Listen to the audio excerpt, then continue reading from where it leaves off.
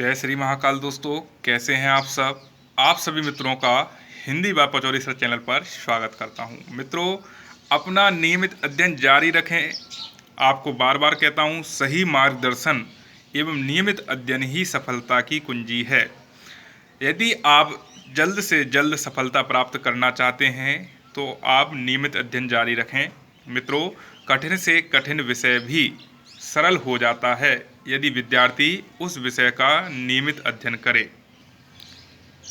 मेरे कुछ मित्रों को हमेशा कोई ना कोई शिकायत रहती है, तो मित्रों अपने जीवन में इन शिकायतों से दूर रहकर आप अपने नियमित अध्ययन को जारी रखें। कई प्रकार के बहानों से आप अपना नियमित अध्ययन को टाल सकते हैं, लेकिन आप आपकी सफलता से भी दूर हो जाएंगे। यदि आप सफलता शीघ्र प्राप्त करना चाहते हैं तो आपसे मैं बार बार कहता हूं कि अपना नियमित अध्ययन जारी रखें। यहां मैं आपको संपूर्ण हिंदी अध्ययन के लिए लगातार वीडियो उपलब्ध करा रहा हूं, लेकिन यहां आप लोगों का समर्थन भरपूर एवं प्यार मिलता रहेगा, तो यहां आपको वीडियो जल्दी से जल्दी प्रदान करने का प्रयास करूंगा। मित्रों, यहाँ हमने लास्ट वीडियो में लिपि के बारे में समझने का प्रयास किया। आशा करता हूँ कि आपको अच्छे से समझ आया होगा। यहाँ परिभाषा के साथ साथ मैंने आपको अलग अलग भाषाओं के चिन्हों को भी बताया कि अलग अलग भाषाओं में चिन्ह किस प्रकार बदल जाते हैं। हिंदी में का स्वरूप और आ का स्वरूप इस प्रकार है, तो बांग्ला, पंजाबी, तमिल एवं कन्नड़ में इनके स्वरूपों में परिवर्तन देखने को हमें मिलता है। मित्रों, यहाँ सभी भाषाओं ने अपने अपने लिए लिपि चिन्ह विकसित किए। आप देखें, भाषा और लिपि एक दूसरे से संबंधित हैं, लेकिन आप देखें कि भाषा आवश्यक है या लिपि आवश्यक है। भाषा के लिए लिपि का होना जरूरी है या लिपि के लिए भाषा का होना आवश्यक है। तो मित्रों, यहाँ समझें, भाषा की उत्पत्ति या विकास मौखिक रूप से हुआ है। अतः भाषा का जो मूल रूप है वह भाषा का मूल रूप कौन सा, यह प्रश्न भी पूछा जाता है कि भाषा का मूल रूप क्या है, तो भाषा का मूल रूप है मौखिक। तो भाषा के लिए लिपि का होना आवश्यक नहीं है, क्योंकि भाषा का विकास मौखिक रूप से हो जाता है। लेकिन लिपि का जो आविष्कार हुआ है वह किस कारण हुआ है? भाषा के कारण। अर्थात लिपि के लिए भाषा का होना आवश्यक है। यहाँ मौखिक रूप से जब स्थायी रूप की आवश्यकता पड़ी, भाषा को एक स्थायित्व प्रदान करने की आवश्यकता पड़ी, तब लिपि का आविष्कार किया गया। तो प्राचीन समय में जब लिपि का आविष्कार किया तो यहाँ मौखिक रूप से भाषा लिखित रूप में आ गई। मित्रों, आज हम जो प्राचीन ग्रंथों को देखते हैं और उनको समझ पाते हैं, प्राचीन समय के इतिहास को जान पाते हैं, तो इसका कारण है लिपि का आविष्कार। यदि वो आज लिपिबद्ध नहीं किए होते तो उन ग्रंथों के माध्यम से हम इतना सब कुछ नहीं जान पाते। मौखिक रूप अस्थायी होता है और एक कुछ समय तक ही अपने स्वरूप को जीवित रख पाता है, लेकिन लिखित रूप में भाषा कई सालों तक, कई सदियों तक अपने आप को जीवित रख पाती है। आगे हम विस्तार से जानें तो हमने लिपि को प्राचीन चिन्हों के माध्यम से भी समझने का प्रयास किया कि सर्वप्रथम जो ब्राह्मी लिपि, जिससे भारत की सभी लिपियों का आविष्कार माना जाता है, ब्राह्मी लिपि में इस प्रकार का चिन्ह बनाया जाता था आ के लिए, जबकि का के लिए चिन्ह का प्रकार कुछ इस प्रकार था। तो यहाँ स्वरूप, इन्हीं के स्वरूपों में परिवर्तन करके वर्तमान लिपियों का आविष्कार किया गया है। वहीं हमने समझा था कि लिपि जो ब्राह्मी लिपि थी, इसको दो भागों में बांटा गया था, उत्तरी एवं दक्षिणी। तो उत्तरी ब्राह्मी लिपि से हमने समझा था कि किस प्रकार समय के साथ इनके नाम परिवर्तन होते गए, और वहीं कुटिल लिपि को दो भागों में बांटकर नागरी लिपि की पश्चिमी शाखा से देवनागरी का आगमन हुआ। अब बात करना ही था हमको, लास्ट वीडियो हमने यहाँ तक देख लिया था, अब बात करना है हमको देवनागरी का नाम देवनागरी क्यों पड़ा। तो मित्रों, यहाँ देवनागरी लिपि के नामकरण को अलग अलग विद्वान अलग अलग प्रकार से बताते हैं।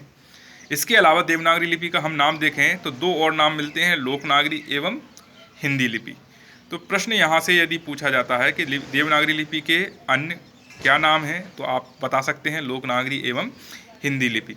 इसके अलावा देवनागरी का नाम को लेकर कभी प्रश्न नहीं बना है, लेकिन यदि आपसे पूछा जाता है कि देवनागरी का नाम किस प्रकार देवनागरी पड़ा, तो यहाँ आप 2 से 3 मत को समझने का प्रयास करें कि पहला मत जो है, जो कि सर्वाधिक विद्वानों द्वारा दिया गया है, कि गुजरात में सर्वप्रथम प्रचलित हुई यह भाषा या लिपि, तो इस लिपि को नागर ब्राह्मणों द्वारा प्रयोग किया गया, इसलिए इस नागर ब्राह्मणों के नाम से इसे नागरी बोला गया। चूँकि देव भाषा संस्कृत के लिए लिपिबद्ध किया गया, तो देव भाषा संस्कृत से यहाँ देव शब्द जुड़ा और नागरी से इसका नाम हुआ देवनागरी। लेकिन कुछ विद्वान काशी को देवनगर कहते और यहाँ सर्वप्रथम प्रचलित होने के कारण, चूँकि काशी को देवनगर कहा गया, तो यहाँ प्रचलित होने के कारण इसका नाम देवनागरी पड़ा। वहीं कुछ विद्वान स्थापत्य की एक शैली नागर शैली से इसका संबंध जोड़ते हैं और इस नागरी शैली के नाम से इसका नाम देवनागरी पड़ा। तो अलग अलग विद्वानों ने अपने अलग अलग मत दिए। अब बात करते हैं कि सर्वप्रथम इस देवनागरी का प्रयोग देखने को कहाँ मिलता है। तो पंडित द्वारका प्रसाद सक्सेना के अनुसार सर्वप्रथम देवनागरी का प्रयोग गुजरात के नरेश जयभट्ट के शिलालेख में इसका प्रयोग देखने को मिलता है। तो यहाँ आप देवनागरी के नामकरण को समझने का प्रयास करें। यहाँ आपको कोई चीज़ रटनी नहीं है, सिर्फ आपको समझने का प्रयास करना है। जब आप वीडियो को ध्यान से देखेंगे तो आपको ये सभी बातें बहुत अच्छे से समझ में आती जाएंगी।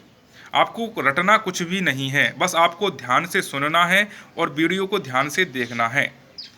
इसके बाद बात करें कि भारत के संविधान को हमने समझा था कि राजभाषा के रूप में अनेक भाषाओं पर चर्चा हुई, लेकिन संविधान में हिंदी को राजभाषा के रूप में स्वीकार किया गया और इस हिंदी को किस लिपि में लिखा जाए, इसके लिए लिपि को जो मान्यता दी वह थी देवनागरी। वहीं बात करें कि यदि हिंदी भाषा को देवनागरी लिपि में लिखा जाता है तो हिंदी के अलावा किन और भाषाओं को देवनागरी लिपि में लिखा जाता है, तो देवनागरी लिपि में हिंदी के अलावा संस्कृत, मराठी, नेपाली, मैथिली एवं कोंकणी का प्रयोग में देवनागरी लिपि में करते हैं। तो इन सभी भाषाओं को किस में लिखा जाता है? देवनागरी लिपि में। कई बार प्रश्न भी पूछा जाता है कि नेपाली की कौन सी लिपि है, या कोंकणी किस लिपि में लिखी जाती है, संस्कृत किस लिपि में लिखी जाती है, मराठी किस लिपि में लिखी जाती है। तो इन सभी भाषाओं से प्रश्न बन जाता है, इन सभी भाषाओं की लिपि पूछ ली जाती है। तो आप ध्यान रखें, इन सभी भाषाओं की जो लिपि है देवनागरी है। अगला प्रश्न इससे बनता है कि देवनागरी लिपि का क्रम क्या है लिखने का। तो यह लिपि बाएं से दाईं ओर लिखी जाती है। आपके 4 ऑप्शन में लिखा होगा बाएं से दाएं, दाएं से बाएं, ऊपर से नीचे, नीचे से ऊपर। तो आपको आंसर टिक करना है कि देवनागरी लिपि बाएं से दाईं ओर लिखी जाती है। इसके अलावा एक प्रश्न और बनता है यहाँ से कि देवनागरी लिपि किस प्रकार की लिपि है, अक्षरात्मक, वर्णात्मक, ध्वन्यात्मक या चित्रात्मक। तो यहाँ आपको ध्यान रखना है कि यह लिपि अक्षरात्मक है। जब हम वर्णमाला की चर्चा करेंगे तब अक्षर और वर्ण के अंतर को विस्तार से समझेंगे। तो यहाँ ध्यान रखना है कि देवनागरी लिपि कैसी है, अक्षरात्मक, जबकि रोमन लिपि जो कि अंग्रेजी भाषा की लिपि है यह कैसी लिपि है, वर्णात्मक। अब देवनागरी लिपि के गुण और दोष के बारे में जानें कि देवनागरी लिपि की क्या खूबी हैं और क्या कमियां हैं। तो मित्रों, यहाँ देवनागरी लिपि के लिए कुछ गुण विकसित बताए हैं, उनको हम देखते हैं। एक ध्वनि के लिए एक वर्ण इसकी खूबी है। जो बोला जाता है उसी क्रम में से लिखा जाता है। जो ध्वनि का नाम है वही वर्ण का नाम है। एक वर्ण संकेत के लिए एक ही ध्वनि व्यक्त होती है। उच्चारण में कोई साइलेंट वर्ण नहीं है। अंग्रेजी में कई वर्णों में साइलेंट रहता है, जैसे नॉलेज में यहाँ के साइलेंट है। इसी प्रकार अन्य भी कई शब्द हैं अंग्रेजी में जहाँ वर्णों को साइलेंट किया जाता है। तो यह देवनागरी लिपि की खासियत हो गई, खूबी हो गई। अब देवनागरी लिपि के दोषों पर चर्चा करें तो इसमें एक ही ध्वनि के लिए, अब री शब्द यदि मैंने बोला तो री के लिए रा पर छोटी ई की मात्रा के साथ इसका प्रयोग किया जाता है और री स्वर का भी प्रयोग किया जाता है। तो ध्वनि एक ही है री, लेकिन अलग अलग चिन्ह बना दिए गए हैं। इसी प्रकार सा 3 सा हैं, लेकिन तीनों के उच्चारण बहुत ही सूक्ष्म अंतर है, यह इसकी कमी है। वहीं वर्णों के संयुक्तीकरण में रा के प्रयोग को लेकर भी भ्रम है। जब हम रा का प्रयोग करते हैं, जैसे हमने लिखा धर्म, अर्थ या भ्रम लिखा हुआ है, तो रा माँ के ऊपर आएगा, नीचे लगेगा। तो इस प्रकार का भी यदि आपको अंतर नहीं पता है तो इसमें भी आप कई सारी अशुद्धियाँ करते हैं हिंदी लिखने में। इसी प्रकार वा और बा में तीनों या अणा अणा में भी हम यहाँ कई सारी अशुद्धि करते हैं। इसी प्रकार खा में र और वा का भेद का भ्रम होता है। घा और धा में बहुत ही सूक्ष्म अंतर है, माँ और भा में सूक्ष्म अंतर है। तो यह सभी देवनागरी लिपि की कमियां हैं। वर्णों को संयुक्त करने के लिए कोई निश्चित व्यवस्था या नियम नहीं होने के कारण भी यहाँ कई सारी अशुद्धियाँ होती हैं। तो यह सब देवनागरी लिपि के दोष हैं। मित्रों, अब कुछ और महत्वपूर्ण बिंदुओं पर आपसे चर्चा करने जा रहा हूँ। आप यहाँ से इस वीडियो को पूरा देख लेते हैं तो आपको लिपि से कोई भी प्रश्न एग्जाम में गलत नहीं होने वाला। तो अब कुछ और बिंदुओं पर चर्चा करते हैं। तो भारत की दो प्राचीन लिपियाँ हैं, ब्राह्मी और खरोष्टी लिपि। तो इन दोनों ही लिपियों को पुराने शिलालेख और सिक्कों पर देखने को मिली हैं। तो यहाँ ब्राह्मी लिपि को हमने विस्तार से जाना। खरोष्टी लिपि भारत में प्रचलित नहीं हुई और इसके बारे में बहुत ही कम देखने को मिलता है, बहुत ही कम उल्लेख है। लेकिन हमें यहाँ ब्राह्मी लिपि को विस्तार से समझने का प्रयास किया। ब्राह्मी लिपि से ही यहाँ पर सभी भाषाओं के बारे में हमने जाना। लेकिन ब्राह्मी को हमने दो भागों में बांटा था, उत्तरी शैली और दक्षिणी शैली। तो अभी हमने जहाँ तक जो देखा वो सब उत्तरी शैली से था। आगे हम दक्षिणी शैली पर भी थोड़ी सी चर्चा करेंगे। इसके अलावा देखें फारसी लिपि। फारसी लिपि जो कि उर्दू, अरबी या फारसी भाषा की लिपि है, यह किस कोर्स से लिखी जाती है? बाएं से दाएं, दाएं से बाएं, ऊपर से नीचे। तो यह दाईं ओर से बाईं ओर लिखी जाती है, जबकि देवनागरी बाएं से दाईं ओर लिखी जाती है। वहीं बात करें, हमने इतनी सारी लिपि पद्धतियों की बात करी, तो चित्रलिपि की बात की जाए तो चित्रलिपि पहली लिपि मानी जाती है, सर्वाधिक प्राचीन लिपि मानी जाती है।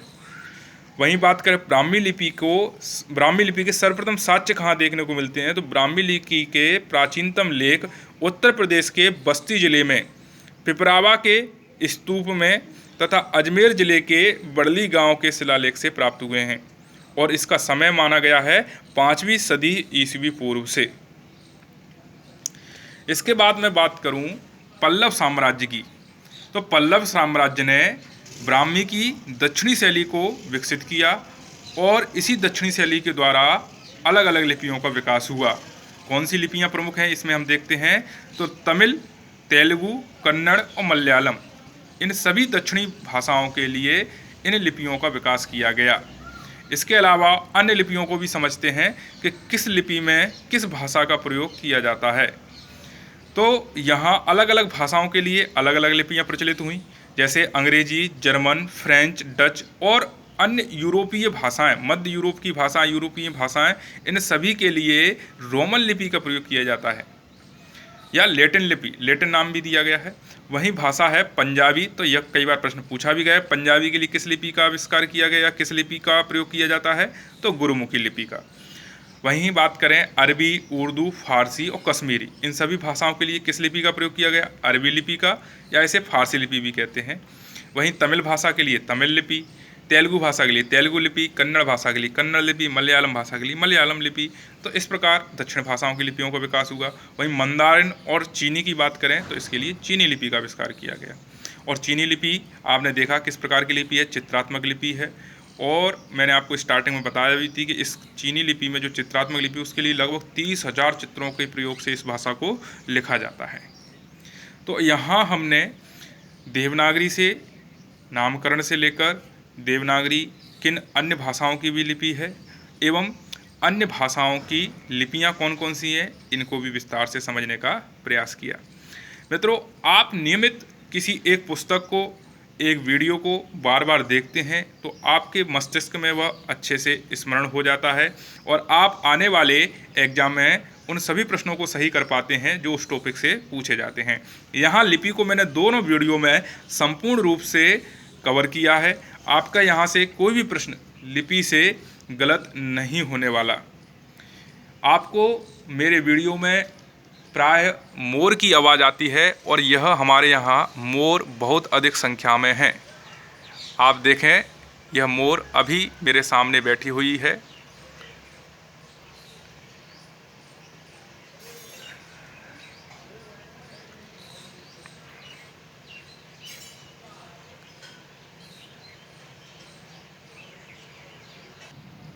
मित्रों, अपने जीवन में पॉजिटिव एनर्जी के साथ आगे बढ़ते रहें छोड़िए शिकायत, शुक्रिया अदा कीजिए, जो है आपके पास उसका मज़ा लीजिए। धन्यवाद दोस्तों।